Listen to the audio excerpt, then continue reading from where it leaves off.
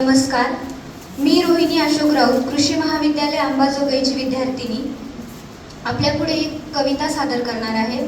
त्याआधी आदरणीय प्रमुख उपस्थिती, शिक्षक वृंद, मान्यवर पाहुणे आणि माझ्या शेतकरी बांधवांनो आणि भगिनींनो, यशवंतराव चव्हाण महाविद्यालय अंबाजोगाई, अजीवन शिक्षण विस्तार विभाग आणि कृषी विभाग अंबाजोगाई यांच्या संयुक्त विद्यमाने आयोजित रानभाजी महोत्सव इथे साजरा होत आहे।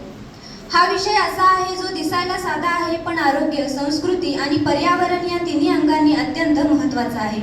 तो म्हणजे आजच्या परिस्थितीला कमी होत जाणाऱ्या या रानभाज्यांचा विषय। रानभाज्यांचे वैशिष्ट्य म्हणजे त्या पूर्णपणे नैसर्गिक असतात, रासायनिक खत किंवा कीटकनाशकांचा स्पर्श नसतो। आपल्या आजी आजोबांचे दीर्घायुष्य आणि तगडे आरोग्य यामागे या नैसर्गिक आहारांचा मोठा वाटा होता। परंतु आजची परिस्थिती बदलत चालली आहे। शहराकडे स्थलांतर, जंगलतोड आणि आधुनिक आहारांमुळे या भाज्यांची ओळख नव्या पिढीला होत नाहीये। यामुळे केवळ आपल्या आरोग्याचेच नव्हे तर आपल्या परंपरेचे सुद्धा नुकसान होत आहे। म्हणूनच आपल्याला रानभाज्या ओळखून त्यांचे संवर्धन करणे आवश्यक आहे।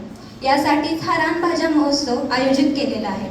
असो, इथे मला बोलण्याची संधी दिलीच आहे तर एक छोटीशी कविता आहे जी आमच्या कृषी महाविद्यालयाचे आदरणीय शिक्षक श्री रेवले सरांची ही कविता आहे। आज मी ती इथे सादर करणार आहे आणि ती बाहेर पोस्टर करूनही लावलेली आहे। ती अशी की, अरे मानसा बघ तू खाऊन या रानभाज्या, अरे मानसा बघ तू खाऊन या रानभाज्या, नैसर्गिक आहारांची असे वेगळीच मजा। आम्हीच रुजतो स्वयंभू, आम्हीच रुजतो स्वयंभू, उगवतोही तोऱ्यात, आम्हीच रुजतो स्वयंभू, उगवतोही तोऱ्यात, आम्ही वाढतो रानात दरी डोंगर आणि खोऱ्यात। नको आम्हाला तो थाट, नको आम्हाला तो थाट, आम्ही हवी रानवाढ, बांधावर ओढ्या काठी आम्ही वाढतो मोकाट। करटुलेनी तरोटा, करटुलेनी तरोटा, चिली करडूनी माठ, नामाभित व्याधांचा हो आम्ही करू नायनाट। आळंबीनी आचकंद, चाकवतनी बहावा, चाखुनी या चव न्यारी तुम्ही कराल वाहवा।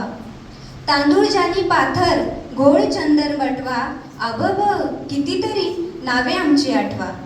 निरामय आरोग्याचा तुम्ही नियम हा पाळा, निरामय आरोग्याचा तुम्ही नियम हा पाळा, म्हणून या भरविली रानभाज्यांची ही शाळा, रानभाज्यांची ही शाळा।